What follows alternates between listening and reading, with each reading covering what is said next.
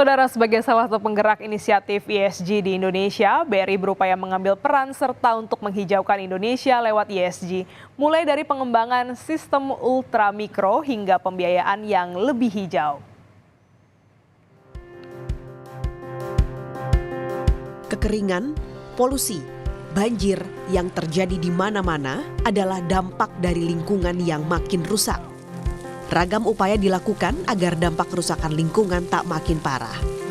Untuk menciptakan lingkungan yang lebih sehat di Indonesia, perusahaan-perusahaan kini mulai menerapkan praktik Environmental, Social and Governance atau ESG, termasuk dari sektor perbankan. Salah satunya adalah BRI yang mulai menerapkan ESG sejak 2013. Selama 10 tahun terakhir, beberapa proyek ESG sudah dilakukan.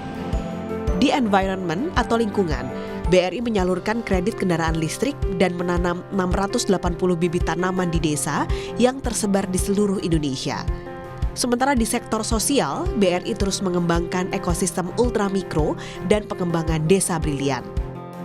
Sementara di komitmen Sustainable Finance, BRI menyalurkan Sustainable Loan Portfolio sebesar Rp732 triliun atau 76,2% dari total kredit.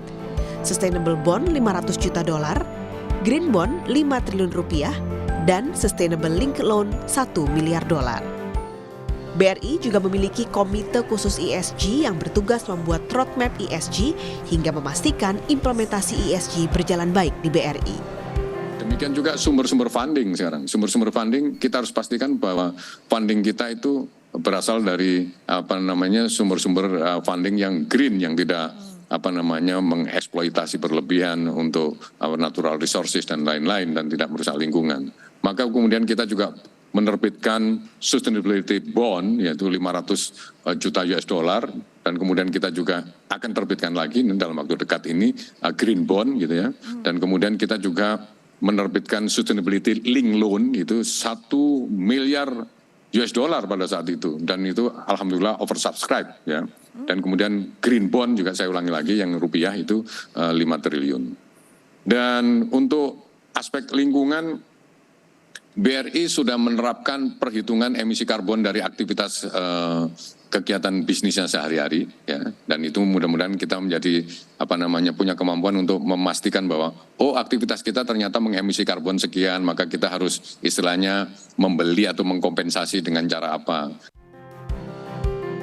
Data Otoritas Jasa Keuangan OJK, sebanyak 13 bank di Indonesia telah mengelola dana berkelanjutan. Pada 2024, pembiayaan yang tersalurkan sebanyak $337 miliar. Komitmen dan keseriusan industri dibutuhkan agar kehadiran bisnis bisa memberi makna dan peran lebih untuk Indonesia yang lebih hijau dan berkelanjutan. Tim Liputan, Kompas TV.